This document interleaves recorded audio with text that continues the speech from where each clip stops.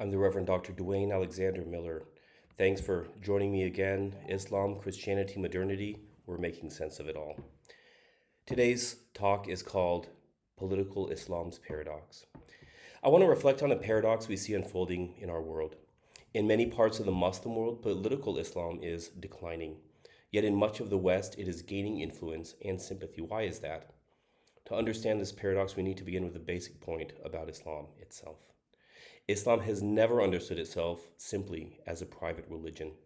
Traditionally, Islam sees itself as Deen wa Dawla, Arabic for a religion and a state together, two sides of the same coin, indivisible.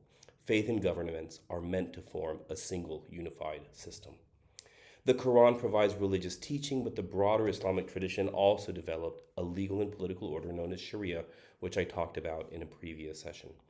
And that regulates society, law, public life, clothing, dress, gender relations, inheritance, everything. In other words, Islam historically aspires not only to shape personal belief, but also to organize public life.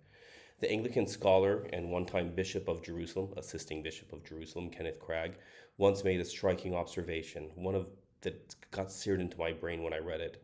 He wrote that Muhammad, in expanding his empire, managed to start a religion. Muhammad, in expanding his empire, managed to start a religion. Cragg was not trying to insult Muslims. In fact, he spent his life studying Islam with deep respect, but his remark captures something historically important. From its earliest centuries, Islam expanded both religiously and politically at the same time. The political dimension has often been a source of strength. It created powerful civilizations and unified large regions of the world across ethnic and linguistic boundaries sometimes. But that also reveals a weakness. When political Islam actually governs modern states, it has often struggled to produce the flourishing it promises. And a great example of this is the Iranian Revolution. Before the revolution, Iran already possessed immense natural resources, strong universities, and a long intellectual tradition. The revolution promised a purified society governed by Islamic principles. And a bunch of useless left wing communists got on board with that, and they all ended up being exiled or executed. And a lot of feminists, too, believe it or not. But that's a story for another day. But more than 4 decades later, today, many Iranians themselves have become deeply disillusioned. Economic stagnation, political repression, and international isolation have marked the Islamic Republic. Today, some of the most vocal critics of political Islam are not Western commentators. They are the young people inside Iran and other Muslim majority societies. There is also an irony in Islamic history itself. Muslims often look back at the era of the rightly guided caliphs as a golden age of Islamic governance. These are the four caliphs. The word caliph, khalifa, is Arabic. It simply means a successor. These are the four leaders that came directly after Muhammad. But of those four, guess what? Three of them were assassinated. So even the earliest political experiment of Islam struggled with violence, succession crises, and civil war. Now, to be clear, pointing this out is not about mocking Muslims. It's not about attacking their faith. As a Christian, I believe we must always speak with honesty and respect, clarity with charity. Muslims are our neighbors, colleagues, and friends. But respect does not require silence about historical realities. And one reality is that Islam historically combines religion and political authority in a way that differs from how Christianity developed, especially Christianity in the West.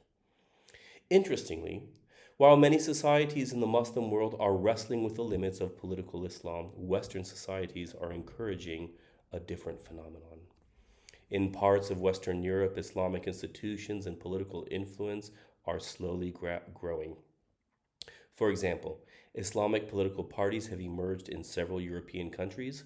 Debates over Sharia arbitration councils, religious schooling, and parallel legal structures have appeared in places like the United Kingdom. Oh, and parts of the United States as well. In cities across Europe, Islamic organizations increasingly act as political representatives for large Muslim communities. None of this means that Europe is becoming Islamic, at least not right away, but it does mean that the public and political dimension of Islam is becoming more visible. And that is where the paradox appears. In parts of the Muslim world, political Islam is increasingly questioned because people have lived under it. In the West, however, people defend it precisely because they have not experienced it as a governing system. As Christians, we should approach this moment with both clarity and charity. Clarity, because we should not be afraid to examine ideas, political systems, and history honestly. And charity, because our calling is not domination, but witness. Christian faith does not depend on political power. The early church grew under the Roman Empire without controlling the state. Empires rise and fall. Political systems come and go.